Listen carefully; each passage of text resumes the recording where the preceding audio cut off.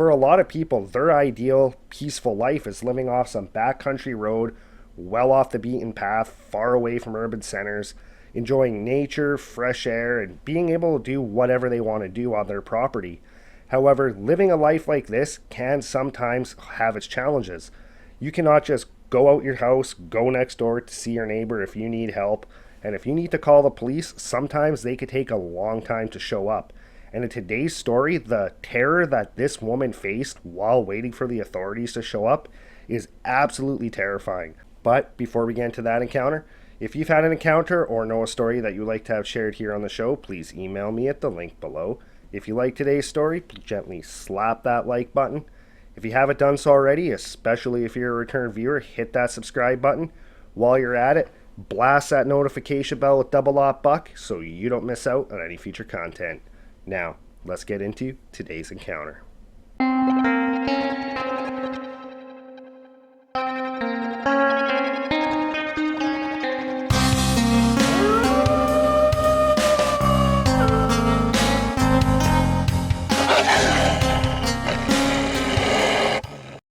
In the summer of 2017, Becky and her husband Mark had completely grown tired of living in the city, and they decided that they just wanted to move out into the country, get away from all the city noise.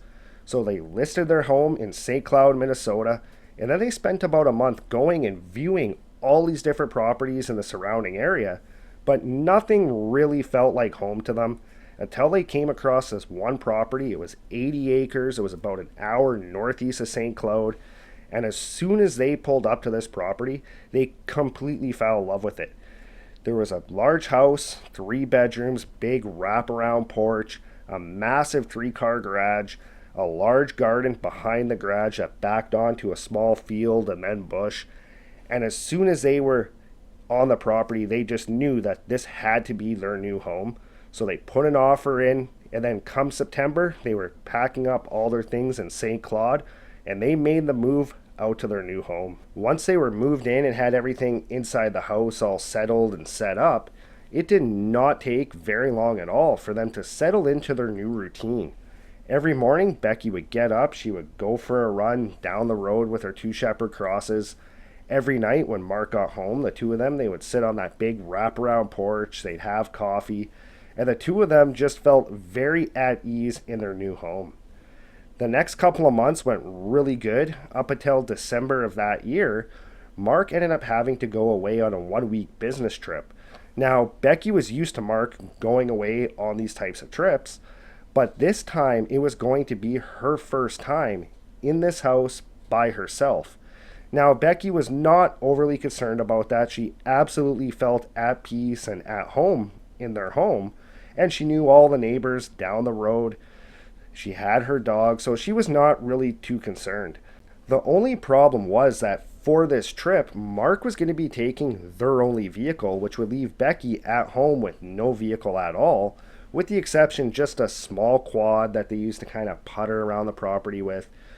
So before Mark went, they loaded up, made sure Becky had everything she would need in the house while Mark was gone. Then on the morning Mark was leaving, they woke up together, they had breakfast, gave each other a hug. Mark set off on his trip, and then Becky did what she did every other morning. She took the dogs and went for her run. That day, she basically just sat around the house on her computer, working from home. That evening, she was sitting down in the living room. She had the TV going. She was watching one of her favorite shows. It was about 10 o'clock at night when all of a sudden her 2 dogs kind of started acting a little bit weird. They were staring out the window towards their driveway, towards that gravel road, and they were just completely still, just staring out this window. Becky thought that that was a little strange, so she got up, started making her way towards the window, kind of looked outside, tried to see if she could see anything. She didn't see anything at all, so she brushed it off as the dogs must have just seen a deer, saw an animal, and she made her way back to the couch and continued watching her show. About 10 minutes later, she realized that her dogs were still just staring out the window, and they had not moved. So again, she thought that that was very strange. So she got up, she made her way back to the window, looked outside, and this time she thought she caught a glimpse of something at the end of the driveway, but she could not quite see fully out the window. So she moved the curtain, kind of looked a little bit better, and all of a sudden she notices that at the end of their driveway, right along that main gravel road, there's a silhouette of a man standing at the end of the driveway. She immediately kind of backed away from the window in shock, because it was very uncommon to see anybody walking down this gravel road at this hour, let alone just to be standing at the end of their driveway. She took a breath, looked back out the window, and that silhouette was just completely gone. So at this point, she just kind of assumed that, you know what, it was probably the neighbor. They were probably having a hard time falling asleep, so they went for a late night walk just to burn off some energy. The dogs aren't going crazy. I'm sure everything's fine. So she made her way back to the couch, continued watching her show, and she actually ended up falling asleep on the couch that night. The next morning, she woke up, and just like every other morning, she went for a run with the dogs. And on this run, she actually ended up running into that neighbor that was about a mile down the road. And she ended up talking to him for a bit and asked him, like, hey, were you out for a late night walk last night? My dogs were staring out the window. They were acting really weird, and I saw somebody standing at the end of my driveway. Was that you by any chance? The neighbor kind of looked at her a little confused. It was like, no, I was in bed by about 9 o'clock. And the neighbor's like, it was probably somebody else from down the road. I wouldn't worry about it too much. So with that, she said goodbye to the neighbor, continued on with her run. And just like the day before, she spent the rest of the day, once she got home, working on her laptop. That evening, same thing again. She started watching one of her shows on TV. And again, that night at about 10 o'clock at night, her dogs again got up, made their way over to the window. But this time, instead of just standing there completely still staring out it, they both just started growling, like not going crazy, jumping up at the window, but just standing there, fixated, not moving, and growling at something outside. This made Becky feel pretty nervous because of what happened the night before. So she took a deep breath, she got up, made her way to the window, and again, she moved the curtain, looked outside. She couldn't see anything outside this time because she had her yard lights and the garage lights were off. So she ended up going closer to the window, put her hands up to look out, and she instantly saw that same silhouette standing at the end of their driveway again. So she immediately, kind of like in shock, jumped back, almost stifling a scream because it just kind of caught her off guard. She could not believe that this person was back. Her dogs at this point were going absolutely ballistic. They were jumping at the windows, they were growling, they were barking. So Becky made her way towards her door. She flicked the light switch for the lights outside, made her way back to the window, looked outside, looked down towards the end of the driveway, and that person was gone. For a half a second, she kind of breathed a sigh of relief, knowing that this person was now gone. But her dogs were continuing just to go absolutely crazy. They were still barking, still growling. So she took a step back, and as she turned her head just slightly, she caught a glimpse of something in the bushes just past their garage. So she turned her head further to get a better look, and immediately her heart just completely sank, because standing in the bushes just past the garage was that same silhouette. She could see it. It was about 5 yards into the trees. And at this point, she knew that this was not just a person out for an evening walk, that whoever this was had now intentionally came onto their property. And it just put this like jolt of fear right through her entire body. She immediately grabbed the phone. She called the police to say that there was somebody on her property. The dispatcher said that they were going to send a trooper out right away and that they should be there within about 10 minutes. As soon as she hung up the phone with the dispatcher, she made her way into her bedroom. She opened up the closet, opened up her husband's gun safe, pulled out a 12-gauge shotgun, loaded it up with 5 shots of double-aught buck, and then she just sat on her bed with the shotgun pointed at the door. About 10 minutes later, she heard the sound of a vehicle coming down that gravel road, and then she noticed on the wall of her room, she could see the red and blue of flashing lights from a police car. She instantly felt way more relieved, so she got up, she made her way to the living room, she looked out the window, And sure enough, there was a police cruiser turning into the driveway coming directly up towards the house. So she took the shotgun, placed it down on the coffee table, and then made her way to the door to meet the officer. She ended up telling the officer what had happened the night before, what had happened that evening, and the officer told her that he was going to go take a look around the property and see if he can see anything. So Becky stood in the living room looking out the window as this officer made their way down the driveway, flashlight in hand, kind of peering into the bushes. She watched the officer go to where she had seen the figure first that night and the night before, and then watched the officer come back down the driveway and then kind of disappear into the bushes in behind the garage. About 10 minutes later, the officer came back up, told her that he did not see anybody on the property, but that there were some footprints through the bush, and that if she didn't happen to see this person again, to immediately call and that they would come back out and take a look. This did make Becky feel a little bit better, but at the same time, she was wondering, like, where did this person go? Are they going to come back? And she really wished that the police officer would just stay there for a little while longer just in case this person came back. But the officer did have to go. So the officer left, Becky went back into the house, and her blood pressure and her heart rate was so high just from the stress of this that she knew she was not going to be able to sleep that night. So with that, she made her way back to the couch. She ended up calling Mark, told Mark everything that was going on, and Mark said he was instantly going to be heading home, but that it was going to take him about 6 hours to get there. So he told her, just make sure everything's locked up, keep the dogs with you, keep the shotgun with you. If you see or hear anything, call the police immediately.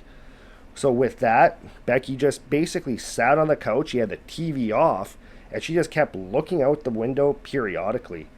About an hour and a half later, both of her dogs, again, they started acting really weird. But this time, instead of going to the window, barking, they both just started whimpering and trying to crawl underneath the coffee table. Becky's looking at her dogs, wondering what the hell is wrong with them.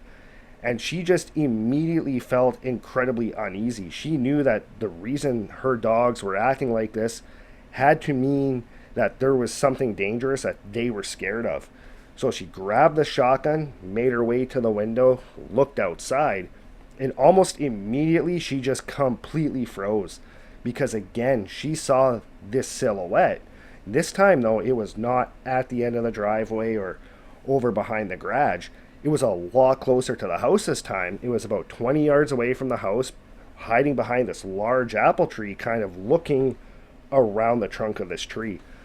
She immediately, again, just completely froze, staring at the silhouette.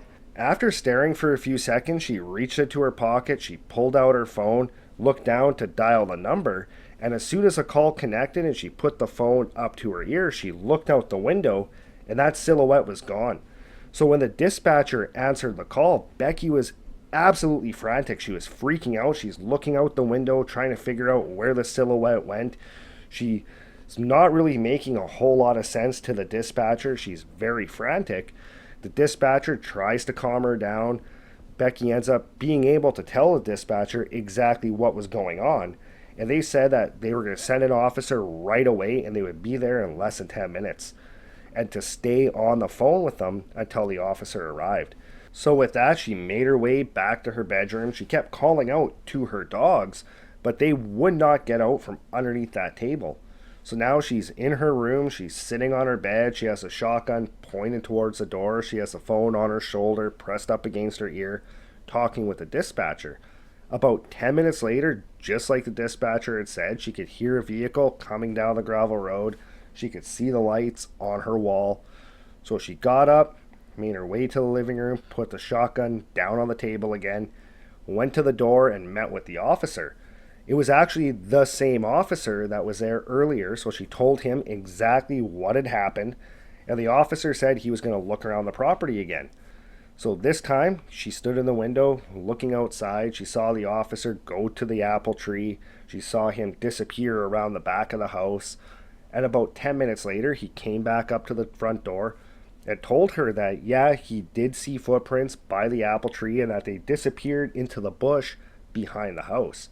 The officer told her that he would hang around the area for about another 20 minutes in case this person came back, and that for the rest of the night, periodically he would cruise that gravel road to see if he could catch this person. So about 20 minutes later, Becky watched the officer drive down the gravel road, and now again she was feeling incredibly lonely and vulnerable. So she made her way back to her room, again calling out to her dogs, and her dogs still would not leave from underneath this table. So she went into the room, sat on the bed just like before with the shotgun pointed at the door. And about 20 minutes later, all of a sudden she could hear the sound of footsteps coming up the stairs towards the door and then making their way along that wraparound porch right past her bedroom window and then around the corner. Becky at this point is just absolutely frozen with fear. Her entire body's just shaking and trembling. Her heart's just racing as she's listening to these footsteps move around to the back corner of the house. When all of a sudden she hears from that back corner, it sounds like whoever this was has now jumped, grabbed onto the side of the roof of the house, and is now climbing up onto the roof. Becky at this point can't even move. She's just completely frozen as she's listening to these footsteps on the roof go from one side of the house towards the living room on the opposite side. She again just could not move for several seconds as she's listening to these steps. Finally, she kind of breaks free of the trance. She reaches over, grabs her phone, calls the police. She tells the dispatcher what's going on, and the dispatcher says that she's going to dispatch the officer right away and that he'll be there in less than 5 minutes. So Becky's sitting in her room now, phone up to her ear, talking to the dispatcher, listening to the footsteps move further across the house, when all of a sudden from that far side of the house, she hears this loud thump on the wraparound porch, almost like whoever was up on the roof had just jumped down right by their sliding door into their kitchen. With that, Becky got this like crazy surge of adrenaline, this surge of confidence, and she decided that she was going to take control of the situation. She was not going to become a victim in her own house. So she put the phone down on the bed, she shouldered the shotgun, got up, and started moving towards the living room. Once she got to the living room, she turned into the kitchen towards where her sliding door was that went out onto the porch, when she noticed that standing right at that sliding door was that silhouette. She could not make out any facial features, no features at all. It was just this dark, silhouette-y mass standing right at the door. She immediately just got the shotgun ready to shoot. And right as she was about to start to squeeze the trigger to shoot whoever this was outside, all of a sudden she just starts hearing on her front door.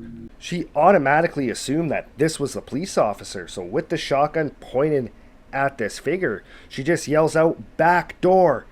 A couple of seconds later, even though she still has a shotgun aimed at this thing, she could hear the officer moving around outside, and all of a sudden she could hear the officer start to yell, "Police, put your hands up!" Becky's looking right at this figure when all of a sudden on its face, where its face should be, all of a sudden it was like it opened its eyes, and there was these two red, piercing, glowing eyes looking right at her. Almost instantly, as soon as this thing opened its eyes, it was looking at her, it just shot up straight into the air. The officer also comes running up to the back door. The officer had their flashlight out, had their sidearm, was looking around, looking up at the roof, looking into the air, yelling, "What was that? Where did it go? Where did it go?" Becky ends up opening up the door, ends up pulling the officer into the house and slams the door behind them. The officer is completely frantic, so is Becky, and the officer just kept asking, "What was that thing? Where did it go? Where did it go?" And Becky's saying, "I don't know. I have no idea what that thing was. This is what I've been calling you for all night." The officer ended up radioing for backup, and within about 10 minutes there were 3 other cruisers that had shown up.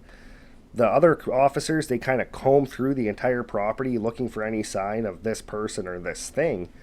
And the initial responding officer told Becky that those footprints that he had found in the snow around the property were not very deep, almost like whatever this was did not have a whole lot of weight to it.